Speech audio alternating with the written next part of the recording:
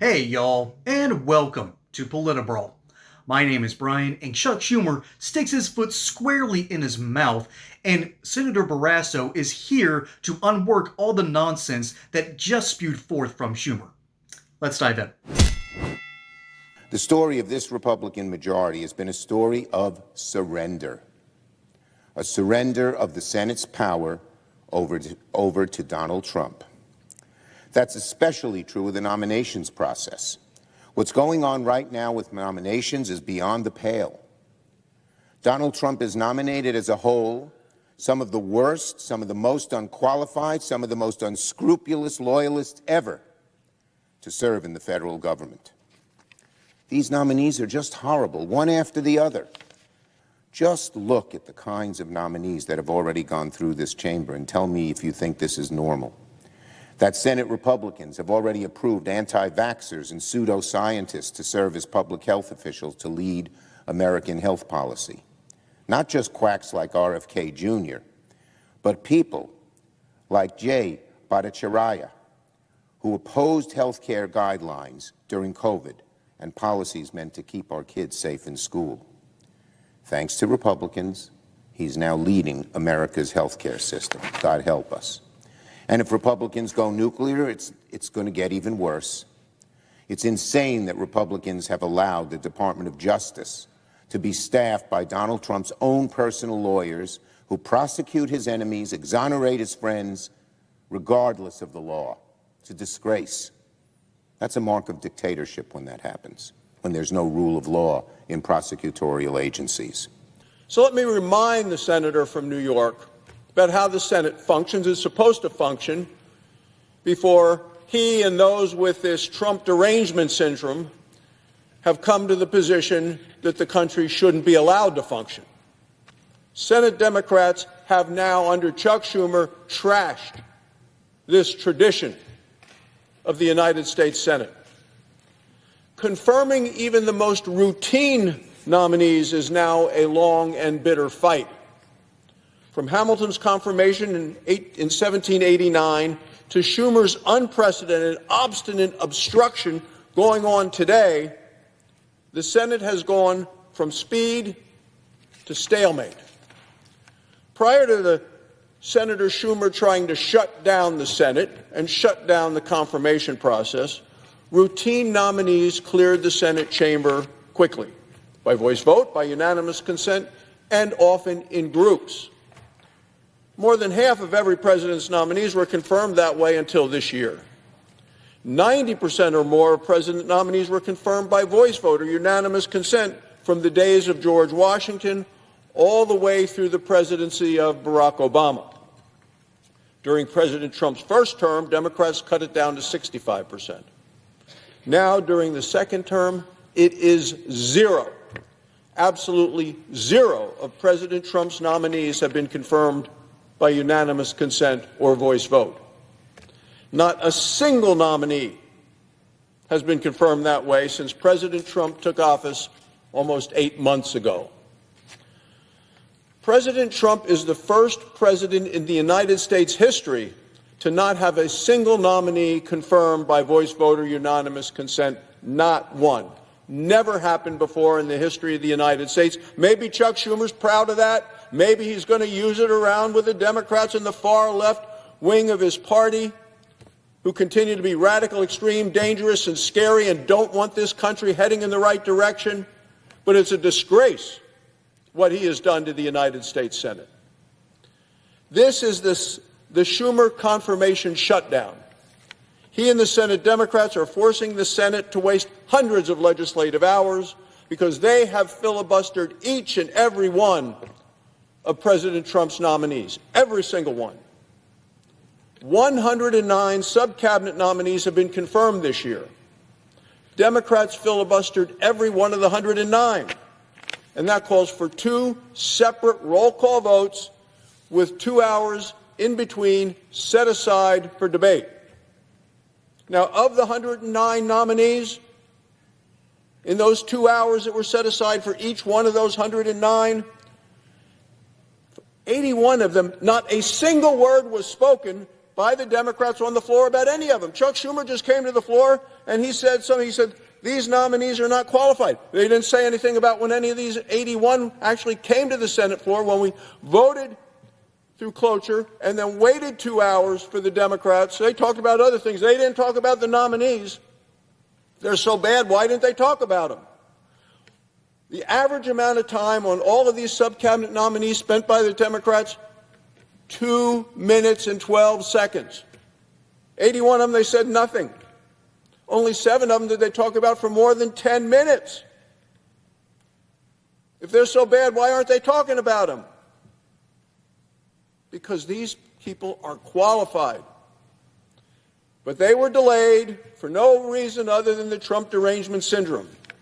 John Barrasso really brought the receipts with this one. Not a single thing that he said was incorrect. As a matter of fact, the amount of unprecedented nonsense from the Democrat Party to oppose the evil Donald Trump has been nothing more than this ridiculous attempt to stall and show that their voters that, hey, we're actually fighting this, because their voters have lost their collective minds. Seriously, anytime someone says they want to save democracy, what they're really saying is, I want to be in power and I want you to shut up about it. Every time the Democrats keep on stalling on this nonsense, it is proof positive that they care more about scoring points than they do about bettering the American people. Check this story out. A new discovery found a massive trove of gold-minted coins in the Czech Republic, minted by a long-lost civilization over 2,000 years ago in the 2nd century BC. They also found silver coins among the artifacts. I mean, the proof is there. Not only have gold and silver coins been valuable for thousands of years, but they can physically last that long too. Just another reason why I am partnered with the amazing award-winning company Goldco. They sell gold and silver coins and doing a pretty amazing job with it. So if you are ready to learn how Goldco can help protect your savings with gold and silver, I want you to go to PolitiBrawlGold.com. You can get a free 2025 gold and silver kit. Plus, learn how you can get up to 10% in free silver. It's the best offer out there. So don't miss this one. Go to PolitiBrawlGold.com. And they're out there, and this is the real reason that Chuck Schumer's talking about this. They're trying to project the idea that guys like RFK Jr. are nothing but charlatan quacks. You know, if you call someone a quack, it means that they're bad at their job from a medical perspective. Oh boy, do I have stories for you about the American healthcare system. All right, if you want to find out where the quacks are, that's where it is.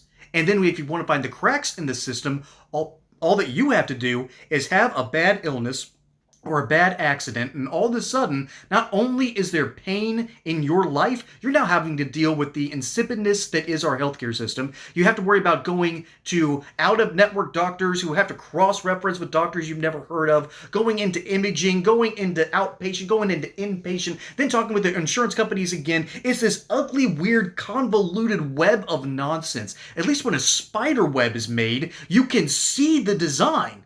In this, it's designed to make you tired. It is designed to make you feel worse and just give up and hope that the insurance companies never claim your problems and pay for it. Then, when it comes to the medical problems, to the medical sphere itself, you now have to deal not only with insurance companies, but pharmaceuticals, who also have this weird hidden agenda of trying to get you to buy stuff you don't need and give you drugs that you don't actually want, all because the doctors want to make sure that they get paid so they can pay their insane medical bills in order to go through the medical education system. It is absolutely bat-guano crazy. And then, as it turns out, we're starting to find cracks in the armor behind the studies in the same way that we should have known that Big Tobacco was lying about the science. That Big Sugar, Coca-Cola, big fan, or at least used to be, not as much anymore. I'm a Georgia boy, I'm going to support Coca-Cola. But we also know that high fructose corn syrup has higher links to cancer, all right? And it's easier to get addicted to that, and then sugar itself still ain't that great. So switching back to cane sugar might not cut it. Okay? The reality is, ladies and gentlemen, we need healthy skepticism in the federal government to take a look at all these convoluted systems and go, wait a minute, the American people are not being served properly. And then there's another train of thought behind this whole thing. If one government official has this massive amount of sway in the healthcare industry, maybe that's a problem in of itself. No wonder RFK Jr. has fired so many officials from his Department of Health and Human Services. It is no wonder that one of the biggest issues with people that have children, not Democrats whose children have grown up even though they haven't mentally conformed to how the world works. People with kids nowadays are now questioning foods. They aren't going to Whole Foods, but they are starting to read the food labels. They are start wondering, why is yellow dye 5 in this? Why are these artificial dyes here? And then we have the ability to see in other countries how their food is made. You go across the pond into Europe. I've had a buddy of mine who traveled there for a month and lost about 15 pounds despite eating like a pig. He lost weight because in Europe, they don't have all of these additives and preservatives that cause inflammatory problems inside your own body. How do I know this? I actually worked in the food industry, albeit only for a year and only on the inventory side, but I took one look at this stuff and went, what's in our protein powders?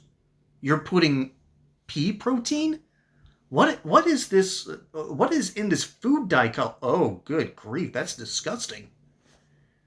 You almost have to work there and experience it for yourself to know how much nonsense is in our food, how much crap is in our system, what we're putting into our bodies. How unhealthy is it really? Yeah, it's pretty bad.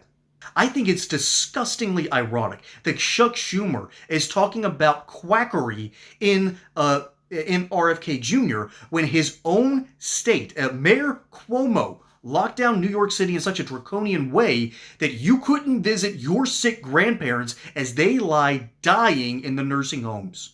Never forget that story. And it's another reason why Mandami is going to end up winning, because the gall of New York City voters to think that Chuck Schumer was going to be the savior against Eric Adams, that's the reality. They decided that Chuck Schumer was going to be the guy that leads them out of this, and that Mayor Cuomo was going to lead them through this, and they saw with their own eyes that this wasn't going to work.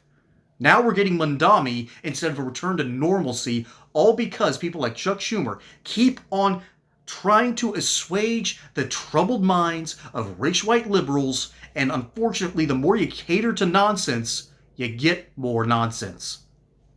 But that's what I think. Let me know what you think down in the comments below. My name is Brian. Hope you enjoyed that segment here on Politibrawl. Don't forget to like and subscribe. Catch you on the next one. Till then, y'all have a good one. And thank you, John Barrasso, for speaking truth to power here.